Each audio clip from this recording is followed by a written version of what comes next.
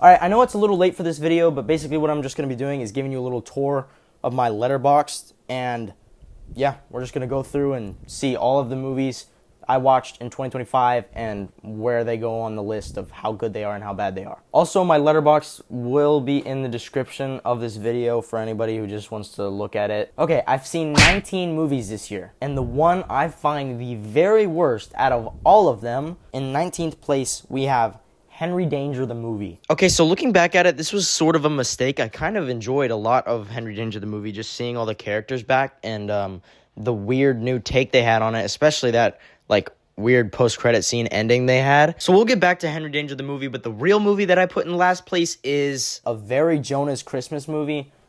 What are we doing, bro? The only good thing that came out of this movie was that one Home Alone scene, that was kind of funny. I don't know what I expected, but I didn't expect it to be boring. Like, I thought this movie would be cheesy or just, like, bad in a different way. But, gosh, this movie was just boring. By the way, the Santa adaptation is the worst. Like, out of all the Christmas movies, this is the worst. Like, I was kind of waiting for it to be over, even though it's, like, how long is this movie? 78 minutes. And the jokes were just mostly bad, except for, like, 3, like I said. Henry Danger the movie. The writing felt like ChatGPT. The visuals were mid. I mean, they're better than the show, obviously, but like, you know.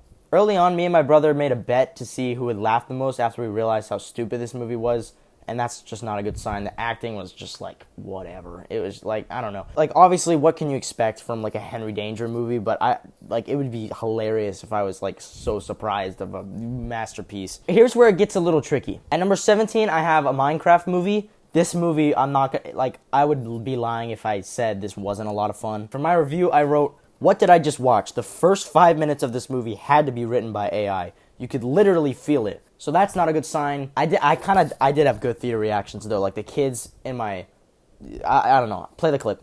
Chicken jockey!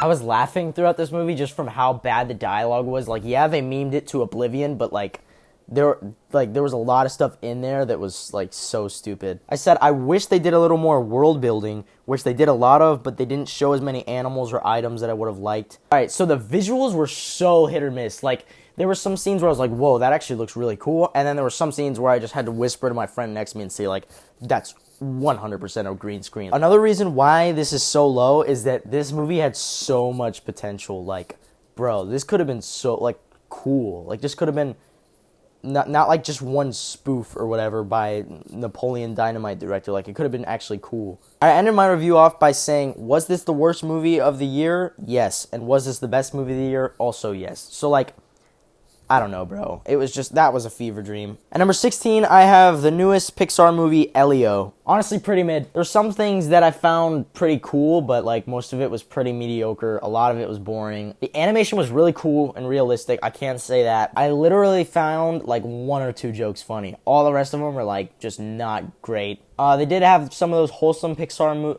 They did have some of those wholesome, like, Pixar movie. They did have some of those, like, wholesome Pixar moments that you get with, like, all the other ones, but they just don't hit as hard. I mean, it's an alright kids movie, like, but, oh my gosh, while I was sitting in my living room watching this movie, it felt, like, I had definitely seen this before. There's, like, the writing feels like a rehash of something I've seen before. Like, there's entire characters that are like, oh, that's from freaking Home or whatever. It's not really for me. I rated it like 5.4 out of 10. Number 15 is the Lilo and Stitch remake. I think this was the first movie of the year where I walked out of the theater and I was just pissed off. I'm gonna start off with all the good stuff about this movie though. So at first I didn't like the look. Oh gosh, that's so bad. I can't say I didn't like the look. At first I didn't like the actor of Lilo and Stitch because I didn't like her acting really in the trailers. That's what I meant to say. But she pretty much immediately grew on me. I think the CGI characters in this movie look really cool. Like how they would actually look in the movie. And that's one of the main things you have to do when it comes to like live action adaptation. Stitch obviously looks phenomenal. But my least favorite thing about this movie is how they dealt with Jumba. I totally forgot about this until now. They changed his character completely. Honestly, I'm torn between live action remakes because I don't know whether you should make changes or should make it just exactly like the original. But for this, they just made the wrong changes. Like, I can't defend it at all. I hated the way they dealt with it. I wrote that I hated the character of David in this one compared to the last one. I thought it was really stupid, really annoying, and literally left Nani when she was drowning. The humor was obviously slightly worse and had some corny lines, and I didn't understand at all why Captain Gantu, this guy, I had no idea why he wasn't in the movie. I was kind of open to it walking into the theater, but after I was walking out of it, I had no idea why they would have not included him. He was a CGI character. All the other ones are CGI. They blew the budget on that, so it's not like I just don't understand. I said they still had quite a bit of CGI at the end of the movie, so what was the point of removing the character? But the more I think about this movie, the more I shouldn't be caring about it, because money also. Money's a big part of it. Another movie I was pretty disappointed with, at number 14, we have Friendship, an A24 movie. I was like, I don't know, when I saw the trailers for this, I thought it was really cool. They did like a weird horror trailer, kind of, for like a comedy movie. I love Tim Robinson, I love Paul Rudd, and it was A24, so the like whole look of it was really cool. I thought it was just gonna be like a funny duo movie or whatever, but by the end of it I was mad. I thought the visual were great and the cinematography was good and it felt really high quality. I just enjoyed looking at the movie. Bro, I like Tim Robinson's style of humor and like the show that he has and like some of the skits that he does, but this was such a hard watch for me at some point. There's one scene where he puts like a bar of soap in his mouth and just like sits there, and it's for 5 minutes long, and he just starts saying weird stuff. It's such a hard watch. It was good sometimes for me, but there were a lot of points where I didn't know whether or not to laugh. I kept trying to think to myself that it was a comedy, but like it got so serious some points where I just wanted a good story out of it, if that makes sense. It like pained me to see this guy ruin his life over and over and over. Even after that really weird soap scene I was talking about, I had potential to be better, but then it just like didn't really. The acting was really well with everyone, really. Felt natural besides like, you know, the times where it was supposed to be unnatural. It's kind of creative and it did keep me entertained, so I guess it was alright. I gave it like a 6.4 out of 10. Okay, this one. Number 13, we have Wicked for Good. This movie probably pissed me off more than everything that came below it. Everyone seemed to agree that this movie was worse than the first one, but a lot of people liked it, what just made me like cringe inside knowing that. And I'm somebody who liked the first one. Like, I thought the visuals were great, I thought the acting was great, I thought everything about that movie was great because it was my introduction to Wicked as well. But I was so disappointed coming out of this movie. Within the first 20 minutes of this movie, I hate every single character already. Like, they do everything to ruin every single character within the first 20 minutes. I was really excited to see, because this movie was, like, supposed to overlap with Wizard of Oz, so I was excited to see that. They don't go into that at all. They don't go into any of the parallels, really. They spend 5 minutes doing that, and then they don't do anything else. They focus on a whole nothing. Like, they just do nothing. I think the acting was good, the visuals were good. That's pretty much it. They have a couple entertaining parts, but when they don't know when to be serious and when to not be serious, and that's what makes me mad. They literally have a building fall on top of her sister, which was the only person there for her in the entirety of the last movie, and then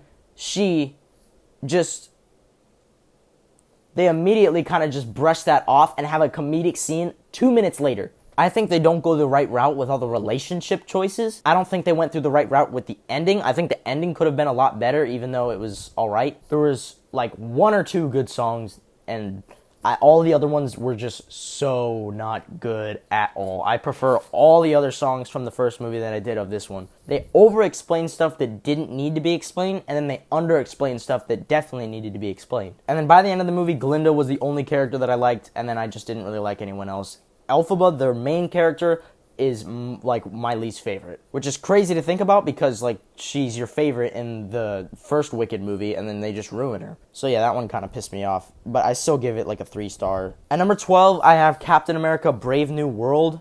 I think it was the worst Marvel movie or thing they did in 2025. I'm more high on it than other people are. I'm kind of biased because it's basically a 2008 Hulk sequel, and that was like one of my favorite movies when I was little. I just can't believe they continued the storyline that was set up like 2 decades ago. Harrison Ford's character was the most interesting character in my opinion, even though he was like barely Red Hulk at all, and the reason for him turning back was kind of stupid. I think a good majority of the reason is because of Harrison Ford's acting. There's also a good amount of emotional scenes in this movie that I think they actually handled pretty well. On to the bad parts of this movie. Sidewinder was definitely underutilized. I think if they're going to make Giancarlo Esposito a like D-tier character, that they have to at least make him interesting and use him a lot, but he was literally in it for like 15 minutes for what I can remember. I do think what we got of him was pretty good. Like the Captain America versus Sidewinder fight was good, and it did have some good hand-to-hand combat. I did like the thriller and mystery elements of the film.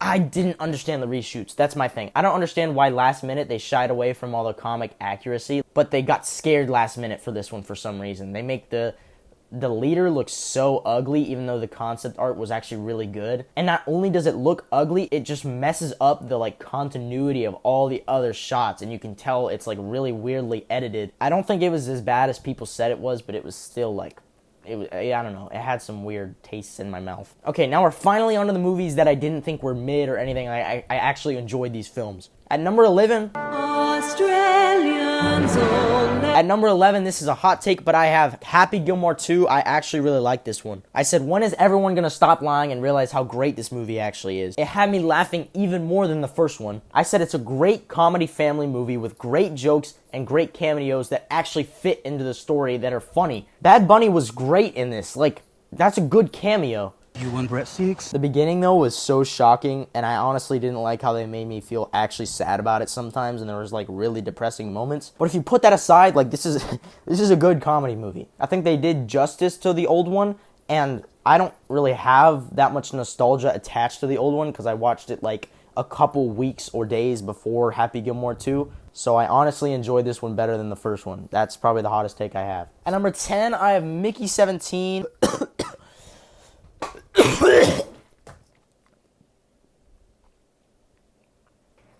What a weird movie, bro. I was, like, pretty confused about this movie while I was watching it, if I'm being completely honest. But by the time the movie was over, I understood everything that happened. I thought the visuals were really, really good. This is, like, one of the first 2025 movies I saw, and I thought it looked really great. I loved especially the emotional parts of this movie, especially, like, the end when it was, like, the music was, like, really powerful. The acting was really good, like, with all the main characters. I mean, Robert Pattinson, like, it has to take a lot to do 2 completely different characters, but, like, the same person. It's weird. The bad things about this movie was I wish Steven Yeun's character had a lot more to do in the story, and it felt a little long, and I did get bored at some times. So it's like a 3.5-star movie. At number 9, I got The King of Kings. It's the Oscar Isaac Jesus movie. I think this is one of the most enjoyable Christian films I've seen. I think the way in which they told the story, like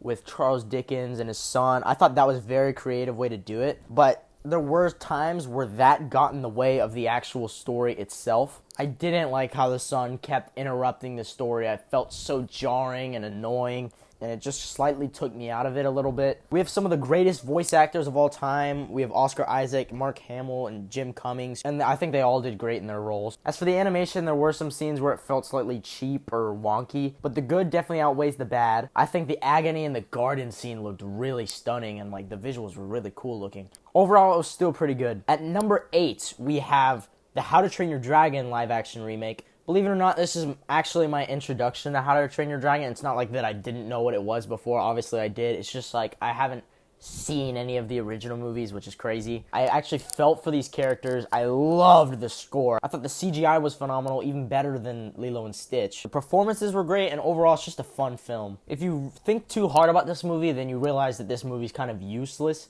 because, like, it's literally a shot-for-shot remake of something before. But hey, I didn't see the last movie, so as soon as I got locked in, those thoughts were like, some of the plot felt like things I've seen before, like not the original, but like other movies. But it felt unique enough for me to say it was really good. Live-action remakes aren't creative, but this was just it was a good movie, but it just wasn't that creative. Definitely the best live action remake of the year when your competition is Lilo and Stitch. Next up on the list, I have Dogman at number 7. I'm glad to see movie studios actually start adapting stuff from my childhood. Like we got The Wild Robot they did last year. They did Bad Guys a couple years before that. And then they did Captain Underpants like a while ago, but still, that was like books I read. And now that we have Dogman, I can happily say that it is a good movie. The humor in this movie is for all ages, which is one of my favorite parts of it. The animation was good and was like ripped straight out of the book. I think the only thing I didn't like about it was the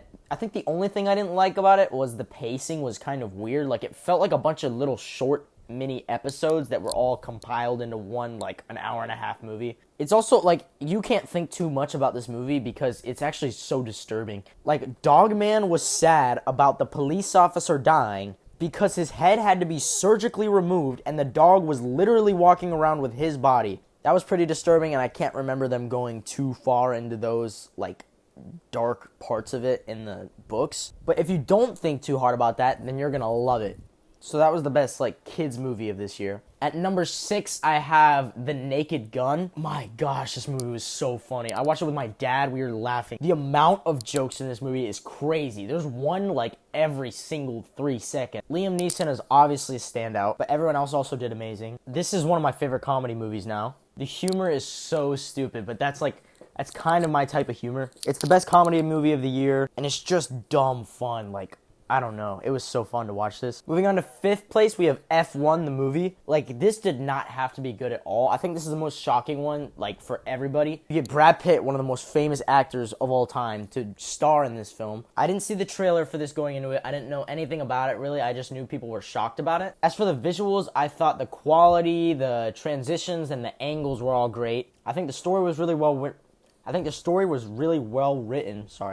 Especially from Sonny and Pierce. Like, the character development on them was crazy. There were characters at the beginning that I hated for being jerks that, like, at the end of the movie were my favorite characters. The acting was really good about this, and another good thing, which is good, and every movie should have this, I was waiting for a boring moment to go refill my Coke, but I didn't end up finding a boring moment, so I never got to. The ending of this movie left me feeling pretty great. I thought they weren't going to stick the landing, but they ended up doing it. The symbolism, the shots, and the Hans Zimmer music all came together to make just a beautiful ending. Moving on to, ironically, the 4th place is Fantastic Four: First Steps. I watched the old 2000s one like a year before this movie came out, and I thought that was trash. And obviously Fan Four Stick was really bad, so it was really good to finally see like a Fantastic Four movie that was good. I think I can confidently say that this is the visually best looking Marvel movie to exist. Like, the colors were great, the cinematography was great, the style of it was great, and I don't think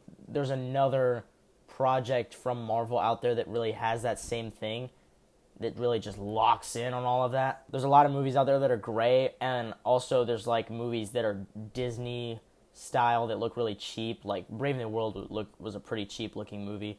The set and prop design I thought was absolutely awesome. They really nailed the aesthetic they were going for with like the retro, futuristic, like, you know, old-timey at the same time. Like, I don't know how they did it, but they pulled it off and it was great. In a past video, I said that Superman had some hit-or-miss CGI moments, but that it didn't take me out of the film as much. This movie had some hit-or-miss CGI moments, and it did kind of take me out of it. I was like, oh, okay. It was a little hard not to notice. All right, I don't want to yap too much about this movie, though, because I do have my full review up on my YouTube channel now if you want to go watch it. I thought it wasn't as good as it could have been, but it was still a pretty solid movie. Okay, now we're getting into the big 3. These are movies that I really love. The more I think about this movie in 3rd place, the more I want to move it up, but it's going to be Wake Up Dead Man. 3rd Knives Out movie. This is like the only Knives Out movie I've seen, by the way. The other 2 I got spoiled on and then just didn't really want to watch anymore. I've seen some shots from the other movies. This one is the best visually looking. Like, the cinematography is on point. They always get stacked actors for this, and they really nail it. I couldn't even really predict anything. I thought Father Judd, the main character of this movie, his, like, character development was awesome. He realized what it truly meant to be a priest, like, throughout this movie. There's one scene that a lot of people talk about who've seen this movie where he's on the phone with the lady, and then that's, like, the turning point for him, like, in the entire movie, and that's just my favorite scene of it. It's definitely one of my favorite movies of the year. Number 2, we got Thunderbolts Asterisks. This review is kind of straight out of the movie theater, and I was glazing a little bit, I'm not going to lie. I said if somebody came up to me and said this was a top 10 MCU movie, I would agree. I don't know if I'd agree so much anymore. Like, looking back at my Marvel list, there is 10 movies better than this, but there is, like, so much good stuff about this movie. Like, it is a solid Marvel film. If people called it a top 11 Marvel movie, I think I'd be fine with that. It felt so different, and yet it still had those OG moments of Marvel. The music was, like, absolutely amazing. I think it's called First Flight. Sentry's theme, I almost just started floating into the sky. I don't really think there's one bad acting scene. There's scenes that are better acting than the others, but I don't think there's, like, a bad acting scene in this movie at all. Like, I could watch the whole thing, try to pick them out, and I wouldn't be able to find anything. There's one scene with Florence Pugh where she's just locked in. Like, she wants to pay those bills. There's some scenes like those, and also scenes with Lewis Pullman. Like, it was peak. There was some wonky CGI moments, but I do think it was probably the best CGI out of all the superhero movies that came out this year. I remember this movie being unpredictable. Like, there were small moments that you think something is gonna happen, and then it takes a turn, either being like in a comedic way or just a shocking way. I found myself laughing a lot in the theater. I think it's really funny. I do wish we could have seen a little bit more Bucky, because he is, like, on the interesting side of this team. He was one of the people that we saw the least in this movie, and I went into it thinking he was going to be a main character.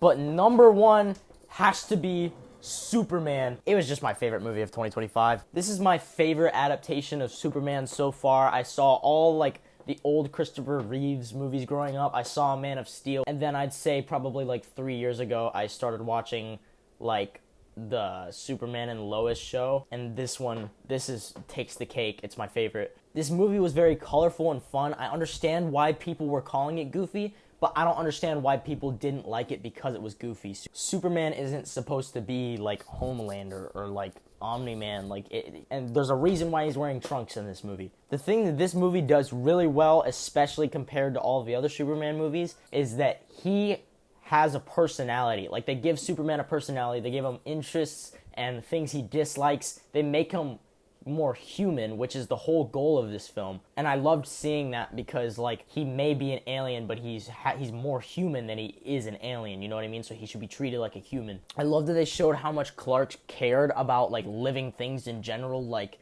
even a squirrel. I love that they kept the squirrel scene in there where he saves a squirrel and puts it on the sidewalk. I think they casted everybody perfectly. They have everything ripped out straight from a comic book. I think most of the shots were fire, and the way they filmed it were amazing. James Gunn's the GOAT. Alright, that's this video. I hope you enjoyed or didn't enjoy. I want you to let me know. Just let me know, bro.